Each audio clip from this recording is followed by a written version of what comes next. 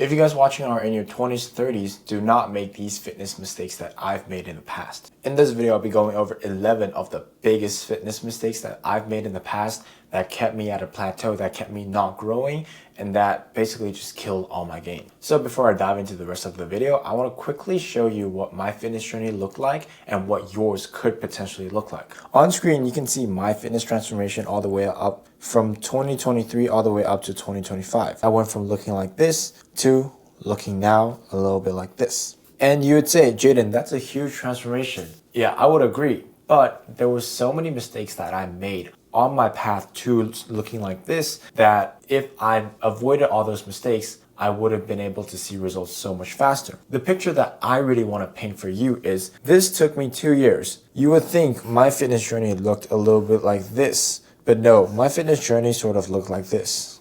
There were so many mistakes that I made on my fitness journey I could have just avoided and seen results much faster. However, it's not all bad news. Because of my 2 years worth of experience, trial and erroring, testing out the rights and the wrongs, I was able to build a lot of experience, and I then leveraged this experience to not only get my personal training certification at the age of 19, I was also able to leverage my experience to build a massive audience on social media, teaching other people how to get into the best shape of their lives and helping people make successful transformations the easy way.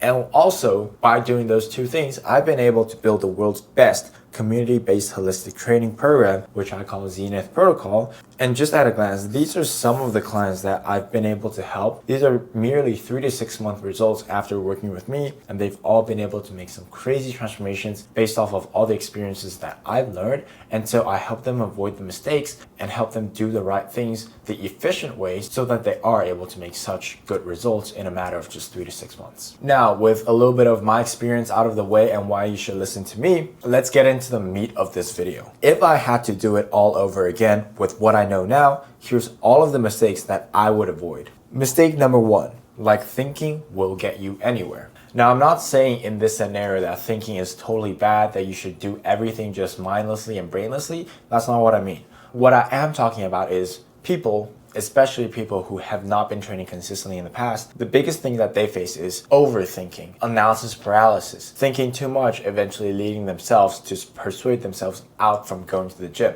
That's the type of thinking that I'm talking about. So when it comes to overthinking, oh, I'm too busy today. Oh, I have XYZ commitments today. Maybe it's not such a good time for me to go to the gym today, and so I'll skip the gym. That's not good. If you want to keep up the consistency, you have to have a training program that is able to fit into your lifestyle, fit into your daily routines so that you are able to do them consistently without needing to persuade yourself out of going to the gym. Number 2, analysis paralysis. Every single day, there are hours of content being put out about the best workout splits, the best exercises, the best diets, and so many things. If you actually try to take the time to read through and search through all of the information online, you simply wouldn't be able to. So what you need to do in this scenario is literally, rather than having a weak mentality and persuading yourself out of going to the gym, rather than analyzing so many different workouts, just pick one thing that fits your life and go and train consistently until you're able to see significant results. Don't think, just do. Thinking has never got anyone anywhere.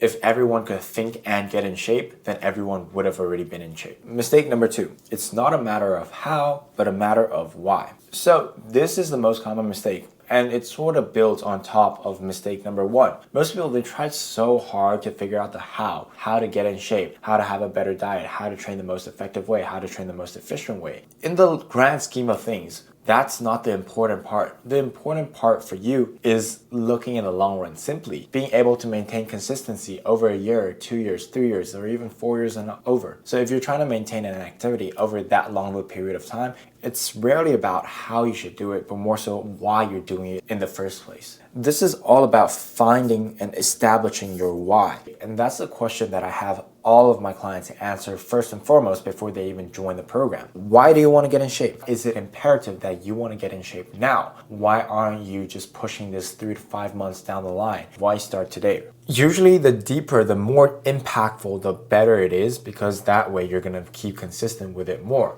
Say for instance, if you had somebody point a gun at your head today and say to you, if you don't get into shape within the next 6 months, I'm gonna shoot. obviously you're going to find every single way to get in shape within the next 6 months. Compared to somebody who is training just for the hell of it, he wants to look a little bit better, he wants to lose that belly fat, it simply isn't his top priority, then obviously it's less likely that he's going to be able to get in shape within 6 months, much less maintain it over a year, 2 years, or even 3 years. Now, I'm not saying that you need somebody to point a gun at your head, but I am saying tie your reason of why you're getting in shape into something deep, into something impactful, so that you are able to leverage that deep reason of why you want to get in shape in the first place as like that cornerstone towards your successful transformation. Mistake number 3, do not dirty bulk. Trust me.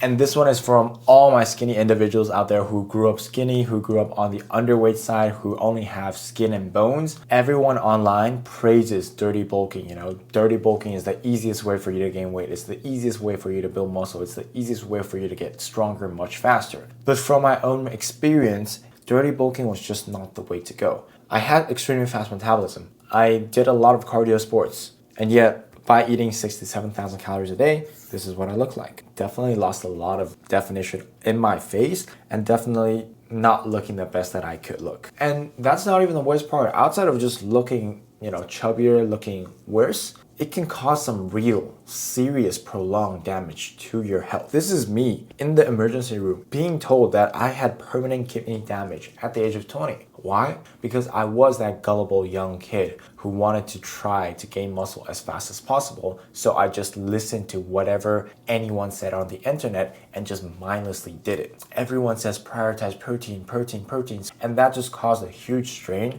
on my kidneys. It got damaged. So if you're in your early 20s, mid 20s, or even if you're under 20 years old, and you find yourself skinny, a bit self-conscious about your frame, you want to build a little bit more muscle, but you just don't want to wait for that progress to come to you, and so you wanted to attempt to dirty bulk, I'm saying right now, just don't do it. You'd much rather progress at a slower rate and be able to maintain your health than destroy your health, destroy your body, maybe look bigger, but look so much more uglier and just have permanent damage to your body. Now, with that out of the way, let's move into mistake number 4. The best workout is the one you can train with consistently. This goes back to point number 2. It's not about the how, but more rather about the why. You will realize much of fitness transformation isn't about how to select the most efficient or the effective workout for the short run. It's more about looking into the long run. If you are a finance major like myself, finance is all about looking into the future and discounting back. And it's relatively the same concept and idea in fitness. You want to look at yourself 2 years in the future. You want to envision that guy. And then based off of what he looks like, all of his positive attributes, you want to then discount back to your current self in order to figure out something that will get you to that. So stop trying to find the perfect workout online. There is no such thing as the perfect workout. Everyone's life is different. Everyone's biomechanics are different. Everyone's body is inherently different. And if you're listening to somebody talk about the perfect workout, sure, it might be the perfect workout for them, but it might be the worst workout for you. So stop trying to find perfect workouts. Avoid switching exercises too often, which is one of the biggest mistakes that I've made personally. Every time I saw a new exercise online about being more efficient, being more effective, I toss out the one that I was using previously in order to try that new one. Now, by switching exercises too often, number one, you never get to track the weights correctly because you're always switching exercises. So you're not progressive overloading. You're not continuously putting your muscles under more strain and stress in order for them to get stimulated. Number two, you're just never mastering the technique or the movement of that exercise. If you keep switching exercises, sure, you can perform all sorts of exercises, but you're a master at none. And without mastery, you aren't able to leverage the full effectiveness of each exercise. So for mistake number 4, one workout plan that fits your lifestyle and train consistently with it. You can get it from any of your favorite fitness influencers. First, establish how much time you have in a week in order to hit workouts. Once you've established that, say for instance, it's a 4-day split, then you go find a workout that is 4-day split compliant within your time constraints. Purchase that program, copy that program, put it into an app on your phone, train with it consistently, log your weights with it consistently, and from there, you're gonna start improving. Now, mistake number 5, not tracking your workouts. This is one of the biggest mistakes that I've made personally as well when I first started. It's just going to the gym, feeling how I feel that day, hitting whatever, doing whatever exercises, not tracking anything, and just going based off of feeling. That's a super duper big mistake. So the only way for you to guarantee that you're progressing is by tracking your weights and tracking your workouts week over week, and so that you do know that you are in fact improving. And tracking your workouts is super duper easy. The app that I recommend for you is the Strong app. It's the app that I've been using for the longest time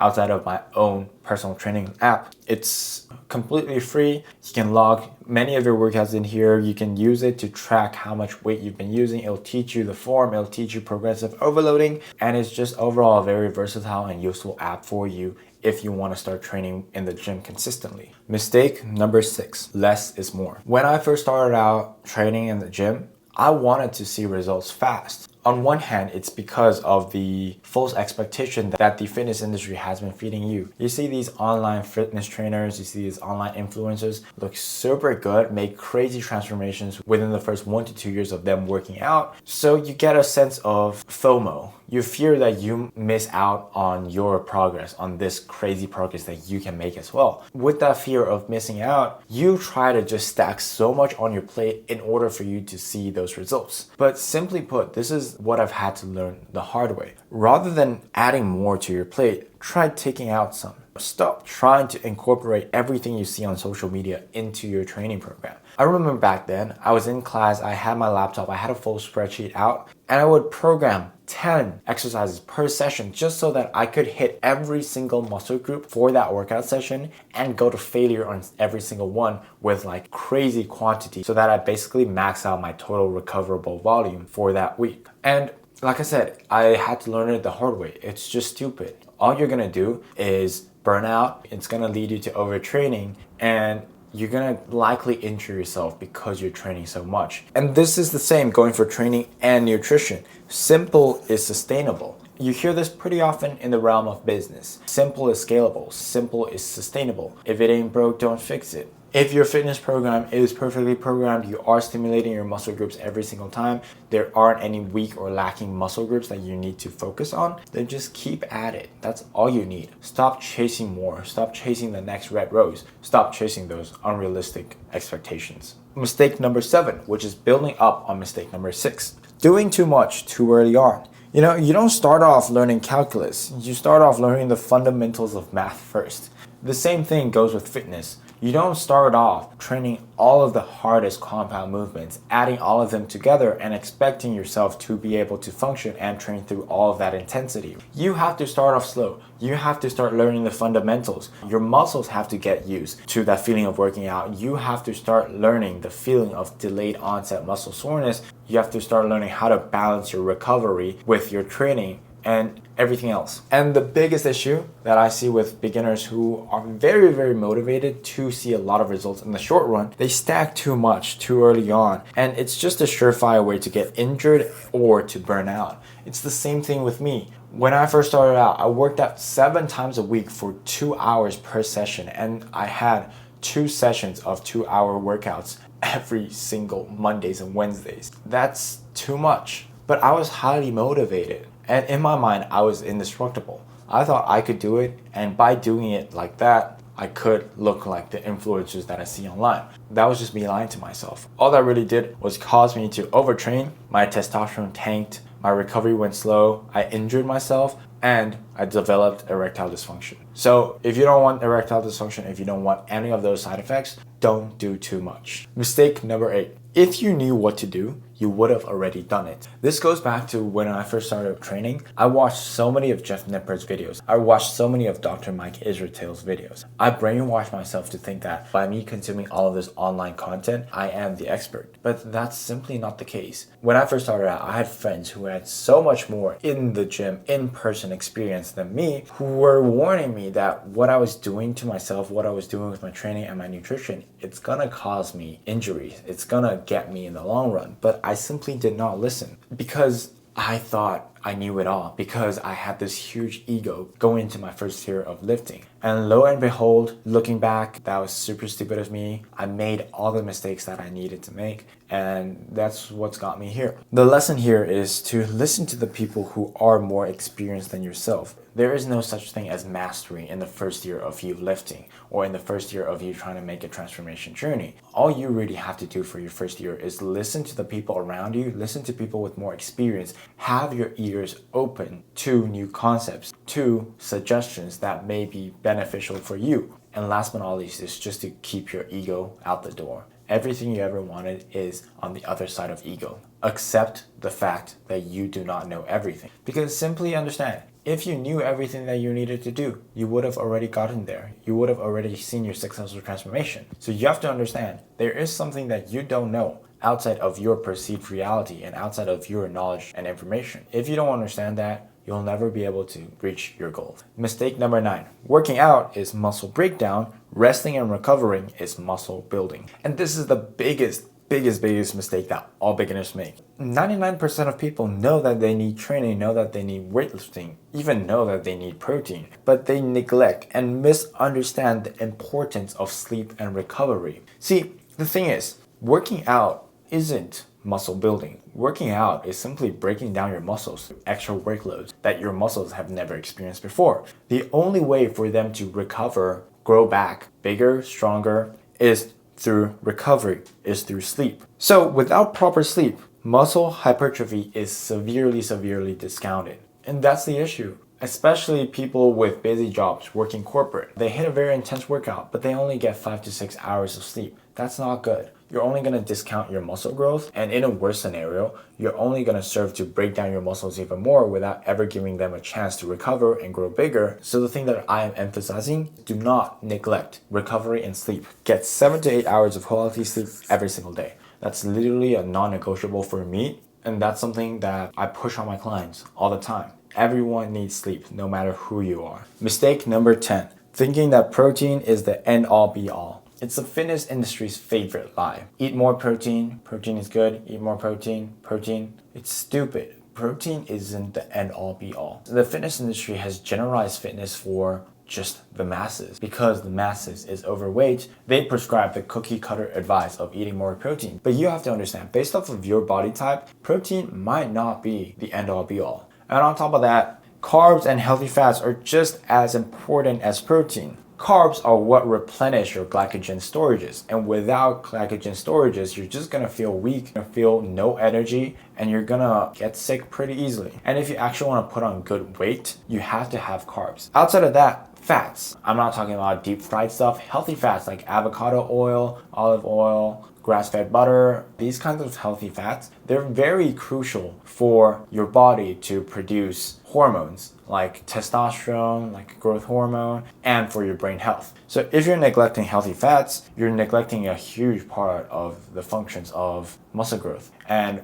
also your health. And just understand, some goals require more than just more protein, because at some point, more protein is too much, and that's exactly what happened to me. I had too much protein, that strained my kidneys, and I developed kidney damage. So eat balanced meals, get adequate carbs, eat healthy fats, and just do that. Humans are made to have all of these nutrients work for their bodies. Why are we cutting out healthy fats? Why are we cutting out carbs for the sake of going carnivore? Last but not least, mistake number 11. Investing in yourself. And this is something that I had to learn in both business and my fitness journey. Investing into knowledge, support, and guidance can increase your learning curve significantly. When it came to my business, I could have spent so many more years just figuring out how to do proper online business and trying to implement all of the systems myself, and maybe even just burning out halfway. When it came to fitness, after year 1 of finally making some of the biggest mistakes in my fitness journey, I finally decided, okay, let's actually learn a little bit more about fitness. And so I spent $1,500 to study for my personal training certification. And by doing so, I gained so much more knowledge about nutrition, about fitness, about training, about anatomy, and about muscles that I would have never known if I just neglected that education and that investment into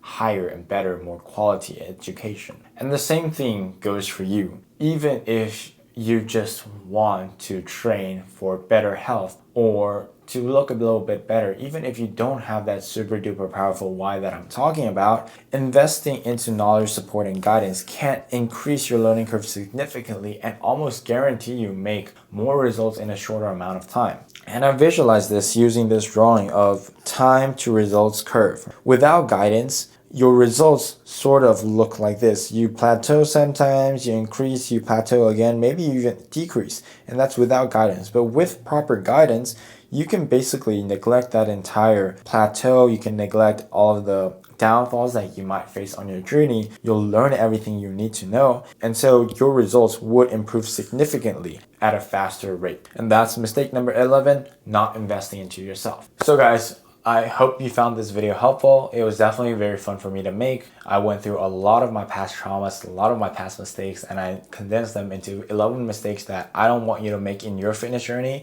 And if you avoid these mistakes, there is a high chance that you will get into shape in much less time compared to 99% of the world's population who are trying to get in shape and always failing. Now, if you enjoyed this video, be sure to leave a like and subscribe. If you want to check out Zenith Protocol, the world's best community-based holistic transformation program, aka my program, you can book in a call with me using the first link in the description below. That's all from me. I'll catch you guys in the next one. Cheers. All that really did was